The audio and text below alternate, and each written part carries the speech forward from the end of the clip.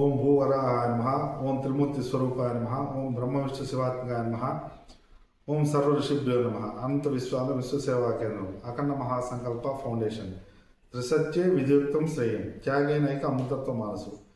అనేక అనంత కేశవ ఛానల్ ద్వారా అనేక వీక్షణలలో గత నివేదికల ద్వారా మానవ జీవితానికి పరిష్కార మార్గంగా ఋషి ప్రమాణాన్ని చెప్పుకున్నాము. ఇంకా రాబోయే త్రయాణికంగా జరిగినటువంటి ఆవిష్కరించుకున్నటువంటి త్రయాణికంగా చేసే గీతా జయంతి, వామన ద్వాదశి, హనుమద్వ్రత సందర్భంగా జరిగినటువంటి ఆవిష్కరించుకున్నటువంటి సందర్భంలో రాబోయేటువంటి ఇప్పటి వరకు నివేదికలు వచ్చాయి, ఇంకా నివేదనలు రాబోతున్నాయి.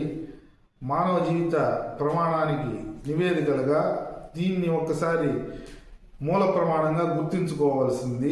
ఈ మూల ప్రమాణాన్ని గుర్తించుకుంటే మానవ జన్మకి ఈ అనంత విశ్వంలో సమస్య లేదు, బాధ లేదు. అన్ని సమస్యలకు అన్ని బాధలకు ఏకైక పరిష్కారం అనంత విశ్వసేవా కేంద్రము అనంత కేశవ ఛానల్ శ్రీ విశ్వచక్రము.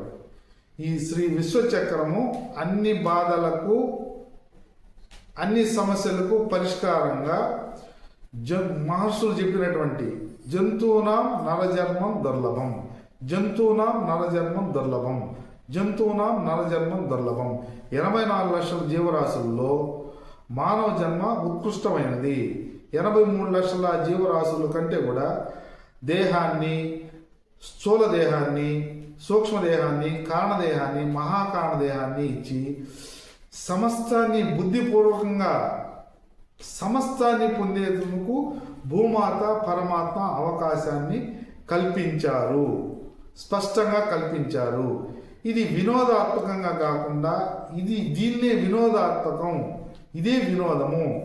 నన్ను నేను తెలుసుకుంటూ పరమాత్మ 3 సత్యాన్ని గుర్తింపజేస్తూ పరమ కర్తవ్యాన్ని, నవవిధ భక్తి యోగాన్ని, పంచ మహాయజ్ఞ తత్వాన్ని దేహంలో, గృహంలో, వ్యవస్థలో పరమ కర్తవ్యాన్ని అమలు చేయగలిగితే బాధలకి, సమస్యలకి పరిష్కారం లభించినట్టే.